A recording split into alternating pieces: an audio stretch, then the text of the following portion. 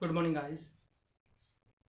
हमारी 10th class की आज फर्स्ट क्लास है और इस क्लास में हम कार्बन से रिलेटेड हम चैप्टर पढ़ रहे हैं। कार्बन और उसके जो कंपोनेंट्स हैं, किस तरीके से कंपोनेंट्स का फॉर्मेशन होता है, किस तरीके से कौन कौन से कंपोनेंट्स होते हैं इसके, उसके बारे में हम इसमें चैप्टर में डिस्कस करेंगे। तो सबसे फर्स्ट बात करें हम कार्बन।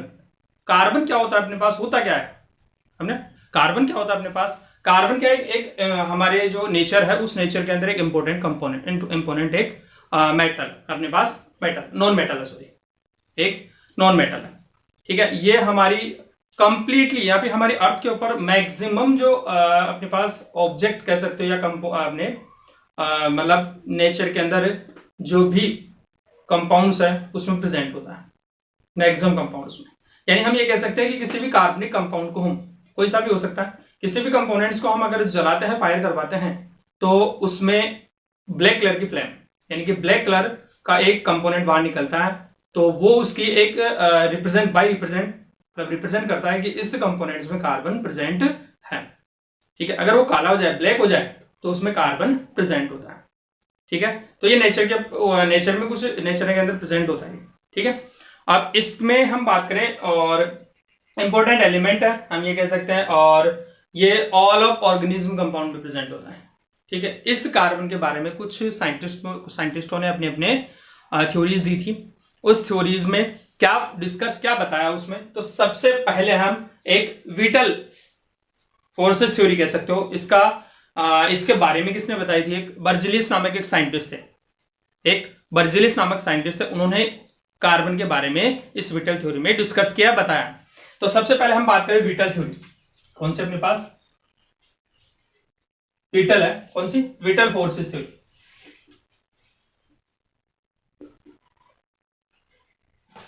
विटल फोर्सेस थ्योरी, ठीक है, विटल फोर्सेस थ्योरी में बात करें। विटल फोर्सेस थ्योरी किसने दी थी, बर्जिलियस ने।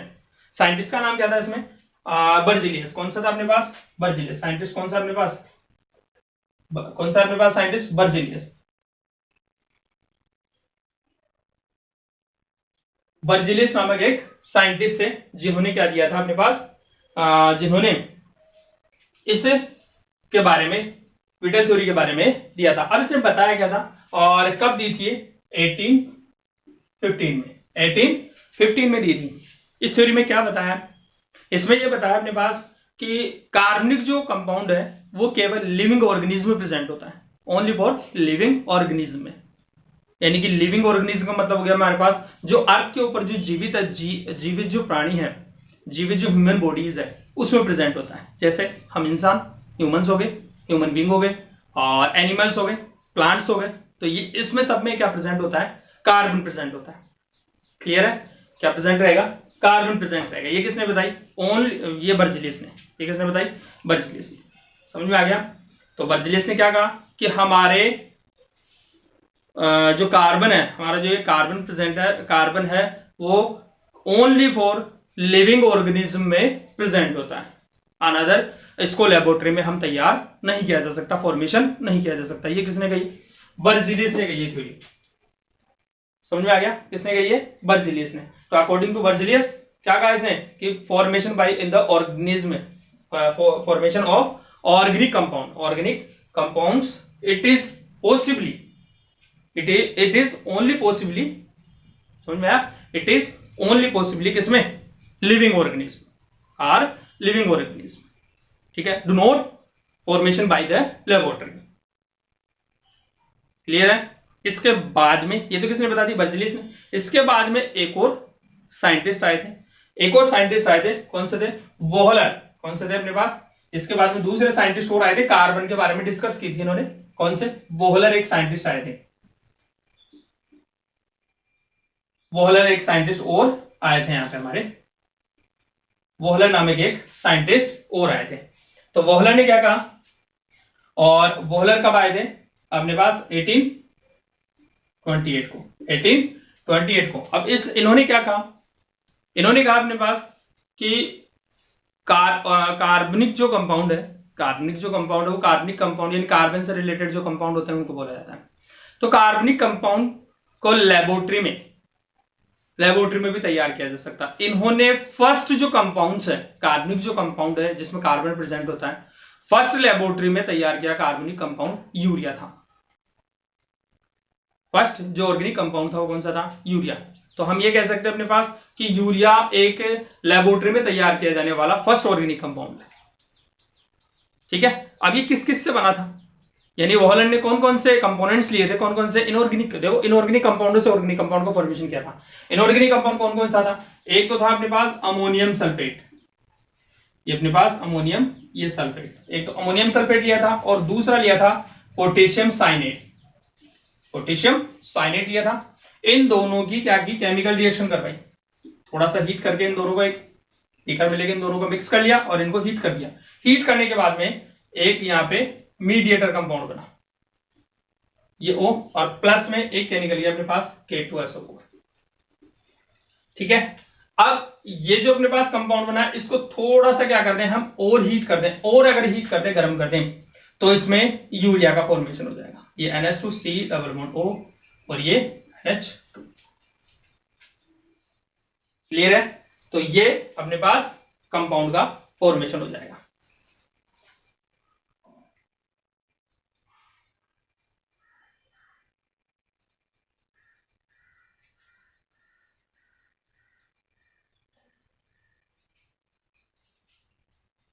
ठीक है, आगे समझ में आ गया होगा समझ में। तो और यहाँ पे ये था फोर्थ था, यहाँ पे फोर्थ था, सॉरी फोर्थ था। ठीक है, तो ये बन जाएगा अपने पास अमोनियम कंपाउंड बन जाएगा। ये क्या बन गया? ये बन गया हमारे पास यूरिया। ये क्या बन गया अपने पास? यूरिया बन गया। तो फर्स्ट लेबोरेटरी में तैयार किया गया कंपाउंड से ये कौन सा? यूरिया। आ गया समझ में? क्लियर है? इसके बाद में हम बात करें, हम यानी हम ये कह सकते हैं कि ये जो विटल थ्योरी है, इस विटल थ्योरी को अपने पास गलत, या अपने ये कह सकते हैं अपने पास इसको डिस्कवर्डेड कर दिया, इसको डिस्कवर्डेड यानी इसको गलत साबित कर दिया इस थ्योरी को। किसने? बॉहलर नामक साइंटिस्ट ने। क्लियर है? आगे समझे बॉहलर। अब इसके बाद में बात करें हम कार्बन की, कार्बन के बारे में डिस्कस कर रहे थे हम। इसके बाद में बात करें characteristics of carbon, characteristics of carbon. अगली अपने पास कौन से? अपने पास कैरेक्टरिस्टिक्स, कैरेक्टरिस्टिक्स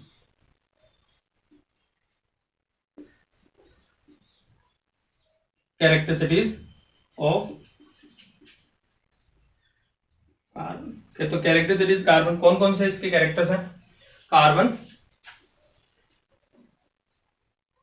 तो कैरेक्टरिस्टिक्स कौन कौन से हैं? सबसे फर्स्ट इसका कैरेक्टरिस्टिक्स है कि अपने पास क्या कह सकते हो, it is carbon, it is symbol of carbon, it is represent by the, या अपने कह सकते हो सिंबल ऑफ कार्बन भी कह सकते हो। तो इसका सिंबल क्या है अपने पास? फर्स्ट प्रॉपर्टीज में क्या आ जाएगा? सिंबल ऑफ कार्बन क्या है अपने पास? C। ठीक है, दूसरा अपने पास इसके केमिकल प्रॉपर्टीज की बात करें, दूसरी केमिकल प्रॉपर्टीज की बात करें तो इसमें अपने पास कह सकते हैं कि the atom of with the atomic number, यानी कि पीरियोडिक टेबल में हम बात करें तो इसका एटॉमिक नंबर क्या होता है? 6, और इसका मोलिकुलर जो वेट होता है अपने पास वो क्या होगा? 12 एटॉमिक वार, सॉरी इसका एटॉमिक वेट जो होता है, एटॉमिक वेट कितना रहेगा अपने पास? मोलिकुलर वेट नहीं, सॉरी एटॉमिक वेट क्या रहेगा इसका? 12। ठीक है, तो इसका क्या होगा? नंबर ऑफ कार्बन क्या हो जाएगा? पीरियोडिक टेबल में क्या हो जाएगा? नंबर ऑफ कार्बन कितना रहता है अपने पास? Number of carbon 6। ठीक है, और इसका मोलिकुलर जो वेट है, मोलिकुलर वेट कितना हो जाएगा इसका? 12। समझ में आ गया? 12 आ गया। अब इसके बाद में बात करें इसका इलेक्ट्रॉनिक कॉन्फ़िगरेशन। इसके बाद करें थर्ड में क्या हो जाएगा इसका? इसके थर्ड में बात करें इसका इलेक्ट्रॉनिक कॉन्फ़िगरेशन की बात करें हम, इलेक्ट्रॉनिक कॉन्फ़िगरेशन।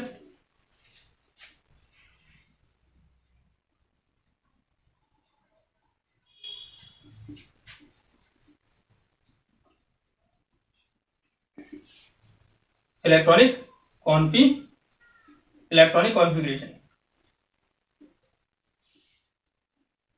इलेक्ट्रॉनिक कॉन्फ़िगरेशन क्या हो जाएगा इसका? इलेक्ट्रॉनिक कॉन्फ़िगरेशन किसका? कार्बन का। कार्बन का इलेक्ट्रॉनिक कॉन्फ़िगरेशन क्या हो जाएगा? 1s2 2s2 और 2p2। इलेक्ट्रॉनिक कॉन्फ़िगरेशन इस एटॉमिक नंबर के हिसाब से देखा जाएगा, तो 1s2 2s2 2p2 इसका इलेक्ट्रॉनिक कॉन्फ़िगरेशन हो जाएगा। क्लियर है? फोर्थ की बात करें हम, तो फोर्थ में क्या हो जाएगा, इसकी वैलेंसी। फोर्थ में बात करें कार्बन की जो वैलेंसी है, कार्बन की जो वैलेंसी है, कार्बन की वैलेंसी क्या हो जाएगी, 4 होती है। कार्बन की वैलेंसी कितनी होगी, 4। अर्थात कहने का मतलब अपने पास कार्बन की जो अपने पास कार्बन और कार्बन जो अपने पास, कार्बन कितने बॉन्ड बनाता है अपने पास, 4 बनाता है, 4 बॉन्ड बनाता है। इस 4 बॉन्ड बनाने की कैपेसिटी के आधार पर ही इसके 4 बॉन्ड बनाने के बेस पे ही इसकी जो स्ट्रक्चर है, इसकी स्ट्रक्चर है वो कौन सी हो जाएगी अपने पास, टेट्राहाइड्रोलिस की स्ट्रक्चर हो जाएगी। कौन सी हो जाएगी, टेट्राहाइड्रोलिस की स्ट्रक्चर हो जाएगी। ठीक है, तो अब बात करें अपने पास वैलेंसी तो 4 होती है। अब 4 किस बेसिस पे, यानी हम ये कह सकते हैं कि कार्बनिक जो एटम है, कार्बन जो एटम है या एटम है, वो कार्बन डबल बॉन्ड भी रिप्रेजेंट करता है, अदर एटम के साथ डबल बॉन्ड भी रिप्रेजेंट करता है, सिंगल बॉन्ड भी रिप्रेजेंट करता है और ट्रिपल बॉन्ड भी रिप्रेजेंट करता है। तो यानी इसकी वैलेंसी 4 बेसिस पे देखी जाती है। तो फर्स्ट में इसमें हो जाएगा अपने पास कि कार्बन और कार्बन कितने, कार्बन अदर कंपाउंड के साथ, कार्बन अदर कंपोनेंट के साथ सिंगल बॉन्ड का फॉर्मेशन भी करता है। सेकंड हो जाएगी अपने पास कार्बन अदर एटम के साथ, एक तो सिंगल बॉन्ड रहेगा और 2 क्या रहेंगे अपने पास, एक तो सिंगल बॉन्ड अपने पास, ठीक है, और सिंगल बॉन्ड के साथ साथ यहाँ पे अपने पास ये सिंगल बॉन्ड हो गए और ये क्या हो गए, 2 तो सिंगल बॉन्ड और एक क्या हो जाएगा, डबल बॉन्ड। थर्ड की बात करें अपने पास, थर्ड जो कंपोनेंट है, थर्ड कंपोनेंट की बात करें हम, तो यहाँ पे एक तो क्या हो जाएगा अपने पास, सिंगल बॉन्ड है और एक क्या रह जाएगा अपने पास, ये ट्रिपल बॉन्ड है, ट्रिपल बॉन्ड भी रिप्रेजेंट करता है। और एक हो जाएगा अपने पास कि कार्बन 2 डबल बॉन्ड भी रिप्रेजेंट करता है, कार्बन 2 रिप्रेजेंट भी करता है, 2 बॉन्ड भी रिप्रेजेंट, डबल बॉन्ड भी रिप्रेजेंट करता है। तो ये हो गया अपने पास इसकी वैलेंसीज के बेसिस पे कार्बन टाइप्स ऑफ बॉन्ड्स हो गए कि ये सिंगल बॉन्ड, 2 डबल बॉन्ड, एक सिंगल दो सिंगल बॉन्ड और एक डबल बॉन्ड रिप्रेजेंट करता है, एक ट्रिपल बॉन्ड और एक सिंगल बॉन्ड रिप्रेजेंट करता है, और 2 क्या रिप्रेजेंट करता है, यहाँ पे डबल बॉन्ड रिप्रेजेंट करता है। क्लियर, तो ये क्या होगी इसकी फोर्थ, इसकी क्या होगी, कैरेक्टरिस्टिक्स हो गए।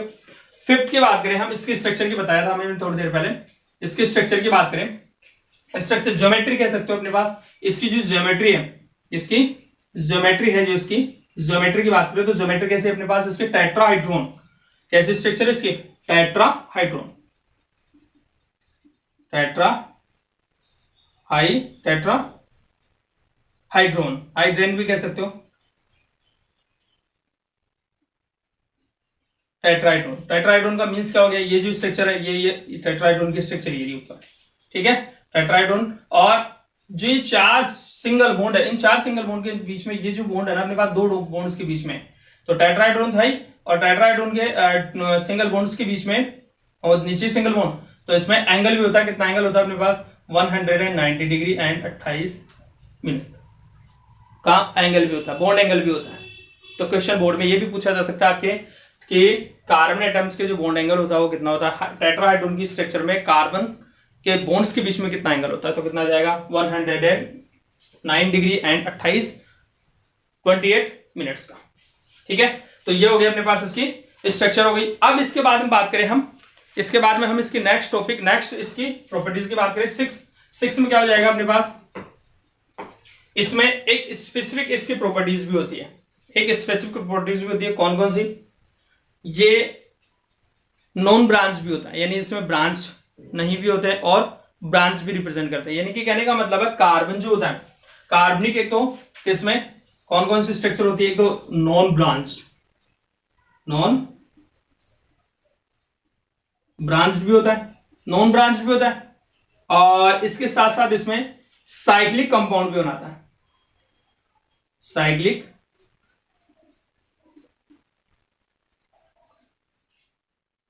कंपाउंड्स का फॉर्मेशन भी करता है। ठीक है, नॉन ब्रांच भी होता है, साइक्लिक कंपाउंड्स भी होता है। ठीक है, क्लियर है, तो ये इसकी एक प्रॉपर्टीज होगी। 7 प्रॉपर्टीज की बात करें हम, तो कार्बन और कार्बन के बीच में बात करें तो कार्बन और कार्बन यानी कार्बन एटम और कार्बन के एटम के बीच में सिंगल बॉन्ड भी होता है, सिंगल बॉन्ड भी होता है। ठीक है, यानी कार्बन और कार्बन के एटम के बीच में ये जो बॉन्ड है वो सिंगल बॉन्ड भी होता है, कार्बन और कार्बन के बीच में डबल बॉन्ड भी होता है, और कार्बन और कार्बन के बीच में यहाँ पे ट्रिपल बॉन्ड भी होता है। कौन सा, ट्रिपल बॉन्ड भी होता है। कौन सा बॉन्ड, यानी कार्बन और कार्बन सिंगल बॉन्ड भी रिप्रेजेंट करता है, डबल बॉन्ड भी रिप्रेजेंट करता है और ट्रिपल बॉन्ड भी यहाँ पे रिप्रेजेंट करता है। ठीक है, आगे समझे। अब इसके बाद में जो 8 इसकी जो है नेक्स्ट जो प्रॉपर्टी केमिकल प्रॉपर्टीज है वो है इसमें अपने पास जो कार्बन एटम है। तो कार्बन एटम की बात करें तो ये represented by the covalent bond, यानी कार्बन होता है वो कार्बन कौन सा बॉन्ड रिप्रेजेंट करता है? कोवेलेंट। कौन सा? कोवेलेंट। कौन सा बॉन्ड रिप्रेजेंट करेगा? Covalent bond. अब कोवेलेंट बॉन्ड होता क्या है? कोवेलेंट बॉन्ड होता क्या है? कोवेलेंट बॉन्ड होता है अपने पास जो कार्बन, ये कार्बन है तो कार्बन के और ये अदर कंपोनेंट, ये एग्जांपल ले लो अपने पास, ये कंपाउंड है, ये इसके क्या है अपने पास लास्ट ऑर्बिट में प्रेजेंट ऑफ 4 इलेक्ट्रॉन्स है। ये 4 इलेक्ट्रॉन्स है इसके, ये कौन सा अपने पास इसके 4 इलेक्ट्रॉन्स है। ये 4 इलेक्ट्रॉन्स अदर कंपाउंड्स के साथ क्या बनाएंगे? ये सिंगल बॉन्ड भी बना सकते हैं, डबल बॉन्ड भी बना सकते हैं, ट्रिपल बॉन्ड भी बना सकते हैं। तो यहाँ एक अपन सिंगल बॉन्ड का एग्जांपल है। तो यहाँ पे क्या करेगा?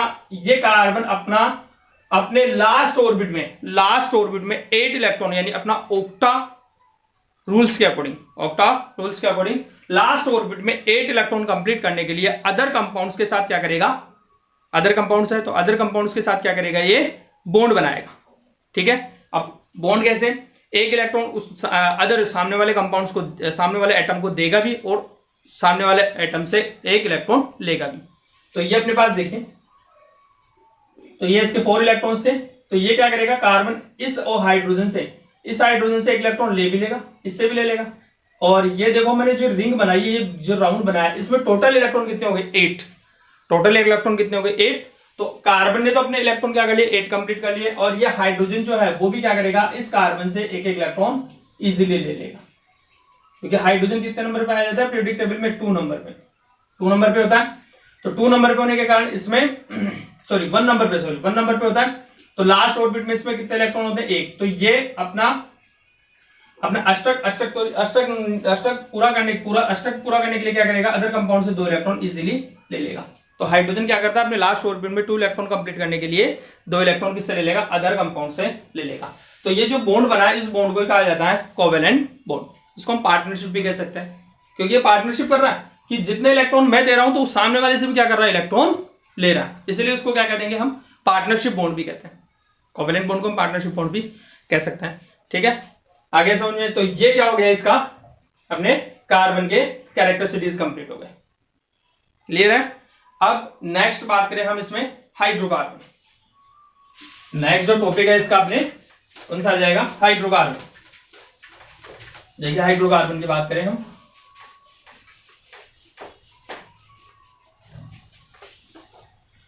नेक्स्ट बात करें हाइड्रोकार्बन।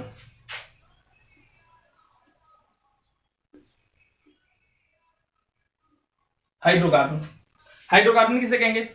डेफिनेशन क्या होगी भाई? हाइड्रोजन और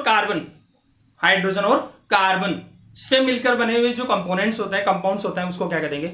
हाइड्रोकार्बनिक कंपाउंड कहते हैं। क्लियर है? तो ये कह सकते हैं अपने पास the compounds formed by the carbon and, यानी कि the compounds formed by the carbon and hydrogen called of hydrocarbon. ठीक है, उसको हम क्या करेंगे? हाइड्रोकार्बन। फॉर एग्जांपल अपने पास जैसे CH4 ओनली हाइड्रोजन कार्बन है, C2H6 है, ठीक है, C6H6 है। तो ये सब क्या है अपने पास? Hydrocarbonic compounds. क्लियर है? आगे समझ में हाइड्रोकार्बनिक कंपाउंड्स के। अब classification of hydrocarbon. Classification of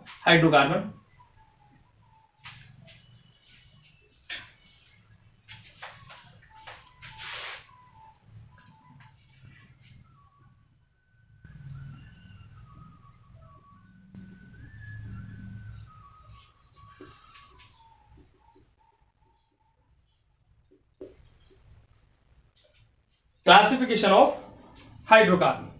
ठीक है, अब क्लासिफिकेशन ऑफ हाइड्रोकार्बन की बात करें तो इसको 2 पार्ट्स में इसको हमने डिवाइडेशन कर दिया। इसको 2 पार्ट्स में डिवाइड कर दिया। एक कौन से? एक तो लॉन्ग चेन, एक तो कौन सा आ जाएगा अपने पास? यहाँ पे देखो कौन से नाम। एक तो अपने पास लॉन्ग चेन, एक तो लॉन्ग चेन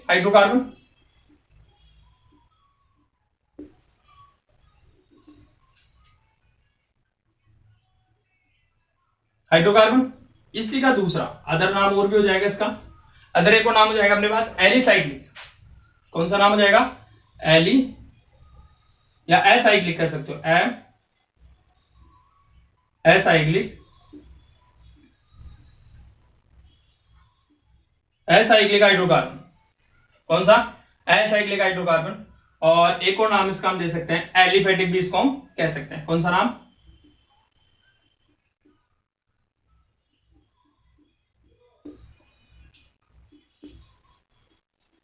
एलिफेटिक हाइड्रोकार्बन भी कह सकते हैं इसको। ठीक है, तो इसको हम तीन नामों में इसको डिवाइड कर सकते हैं। इसको हम क्या कह सकते हैं, या लॉन्ग है तो यहाँ जस्ट अपोजिट नाम हो जाएगा, या लॉन्ग है तो यहाँ क्या हो जाएगा, शॉर्ट चेन हाइड्रोकार्बन। क्या हो जाएगा अपने पास, short chain hydrocarbon, short chain hydrocarbon भी इसको हम कह सकते हैं। यहां असाइक्लिक है तो यहां क्या हो जाएगा अपने पास, ये तो फर्स्ट हो गया, या दूसरा नाम और क्या हो जाएगा अपने पास, साइक्लिक, साइक्लिक हाइड्रोकार्बन। ठीक है, एक और नाम हो जाएगा, यहां एलिफेटिक है, यहां एलिफेटिक है तो यहां क्या हो जाएगा, रिंग,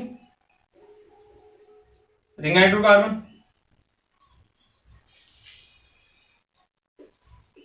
ठीक है, तो ये हो गया अपने पास ये तो हो गया अपने पास, इसको मतलब हाइड्रोकार्बन के क्लासिफिकेशन को टू पार्ट्स में इसको डिवाइड कर दिया, एक तो कौन सा, लॉन्ग और एक शॉर्ट। ठीक है, अब आ जाओ इसको भी टू पार्ट्स में इसको डिवाइड कर दिया, इसको भी आगे हमने टू पार्ट्स में इसमें आगे डिवाइड कर दिया। कौन कौन सा, एक तो अपने पास स्ट्रेगर्ड और एक सैचुरेटेड और एक अनसैचुरेटेड। एक तो कौन सा हो जाएगा अपने पास, सैचुरेटेड। ठीक है, एक तो कौन सा हो जाएगा अपने पास, सैचुरेटेड, सैचुरेटेड हाइड्रोकार्बन। ठीक है, और एक कौन सा हो जाएगा, unsaturated,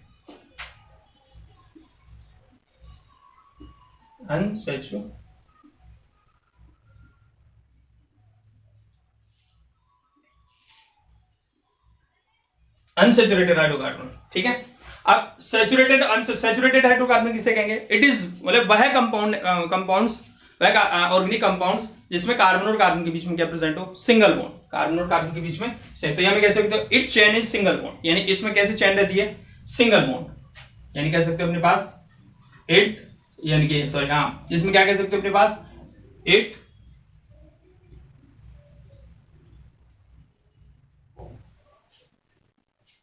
contain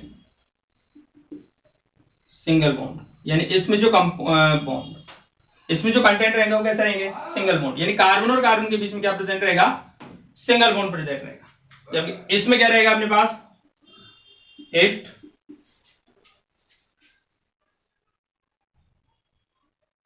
contain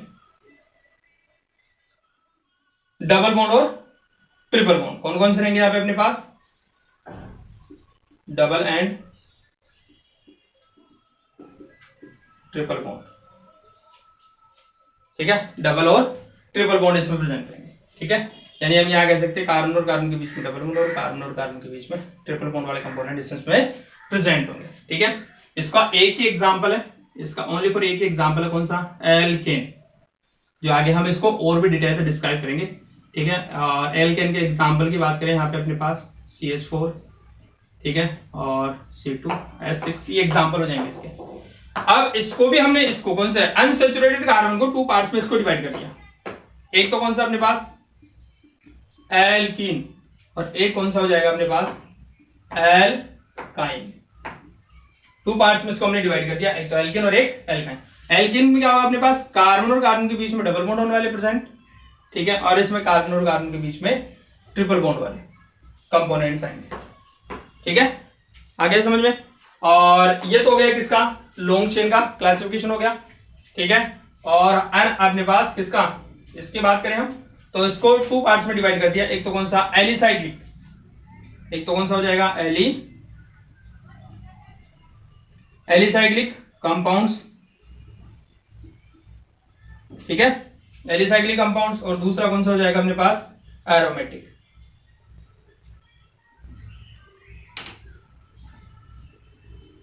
aromatic compounds. ठीक है, अब एलिसाइक्लिक में क्या होगा और एरोमेटिक में क्या होगा? एलिसाइक्लिक कंपाउंड क्या होता है? जिनको हम बर्न करें, जलाएं हम, तो ब्लैक फ्लेम के साथ नहीं चले, तो उसे तो कह देंगे एलिसाइक्लिक। और जो ब्लैक फ्लेम के साथ जले, फायर होने के बाद में जो फ्लेम निकलती है, उस फ्लेम कैसी हो? ब्लैक कलर की हो। ब्लैक कलर की हो तो कौन सा हो जाएगा? एरोमेटिक। और ब्लू कलर में हम कह सकते हो जिसमें फ्लेम नहीं निकले, वो तो कौन सा हो जाएगा अपने पास? Alicyclic compound. ठीक है, जैसे अपने पास पेट्रोल, डीजल, कैरोसिन, ये तो हो जाएगा एरोमेटिक। और एलिसाइक्लिक में जैसे साइक्लोहेक्सेन, साइक्लोप्रोपेन, ये सब कौन से हो जाएंगे अपने पास? या सीएनजी गैसेस जो होती है, वो सब कौन सी हो जाएगी? एलिसाइक्लिक कंपाउंड्स हो जाएगी। क्लियर है? आगे समझ में? आगे की जो टॉपिक है, आगे की हम क्लास है, वो नेक्स्ट क्लास में हम डिस्कस करेंगे। ठीक है, गुड बाय।